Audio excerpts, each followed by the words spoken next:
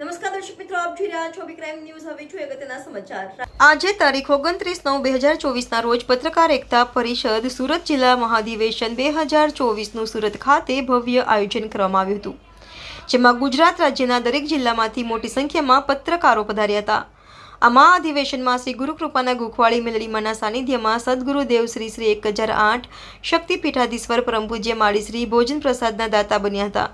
આ મહાઅધિવેશનમાં મુખ્ય અતિથિ તથા મુખ્ય દાતાશ્રી તરીકે સદગુરુદેવ શ્રી 1008 શક્તિપીઠાધીશ્વર પરમ પૂજ્ય માળીશ્રીનું 2 સ્મૃતિ ભેટ, શાલ અને પુષ્પગુચ્છથી સન્માન કરવામાં આવ્યું હતું, તેમજ ટ્રાવેલ બેગ અને ચાંદીના સિક્કાની ભેટ આપવામાં આવી હતી.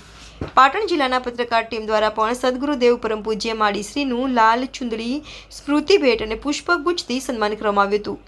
સદગુરુદેવ પરમ પૂજ્ય માળીશ્રી લોકકલ્યાણ અર્થે તપસ્યાના ભાગરૂપે ધ્યાન મુદ્રામાં હોવાથી આ કાર્યક્રમમાં ઉપસ્થિત રહ્યા ન હતા, એટલે એમના માર્ગદર્શન પ્રમાણે સેવકો દ્વારા સદગુરુદેવ પરમ પૂજ્ય માળીશ્રીનું સન્માન સ્વીકારવામાં આવ્યું હતું.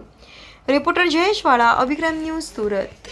બાબુભાઈ કાંતરોડિયા, અધ્યક્ષ પત્રકાર એકતા પરિષદ ગુજરાત. આજે અમારું સુરત જિલ્લાનું બીજું અને ગુજરાતનું 31મું અધિવેશન સુરતના સુદામા ચોકમાં યોજાયું. સુદામા ચોક પાસે અમારા મિત્રોનો જે હોલ છે, નવો જ બન્યો છે, ઉદ્ઘાટન થયું છે, એનો પહેલો કાર્યક્રમ અમારો યોજાણો. પત્રકારોને ખૂબ સારી સુવિધા આપી અને જેમણે ભોજન સહિતની સુવિધાઓ આપી છે એ બધાના અમે ઋણી છીએ. પણ અધિવેશનનો અમારો મકસદ માત્ર ખાલી ભેળા કરવાને ખાઈ પીને છૂટા પડવું નથી.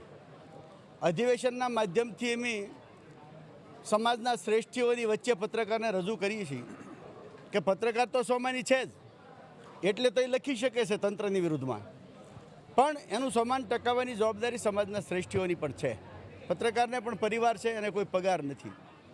એના પરિવારમાં કંઈક મુશ્કેલી હોય ત્યારે કોઈની સામે લાંબવાદ કરવો પડે જાહેરાત માટે, તો જે અપમાનજનક શબ્દો સાંભળવા પડે છે ને, ત્યારે સાચો અને સ્વામાની પત્રકાર છે ને એને બહુ દુઃખ થાય છે. એટલે દરેક પત્રકારને સારી દ્રષ્ટિથી જોવાય, એની નાની મોટી મુશ્કેલ, ક્યારેક કોઈ ખોટાને મદદ થઈ જાય પણ એની માટે સાચાને અપમાનિત ન થઈ જાય એની કેર લઈ અને સમાજના શ્રેષ્ઠીઓ જો પત્રકારોની પડખે ઊભા રહે છે તો પત્રકારોએ ક્યારેય નબળા માણસ સામે હાથ નહીં લંબાવવો પડે.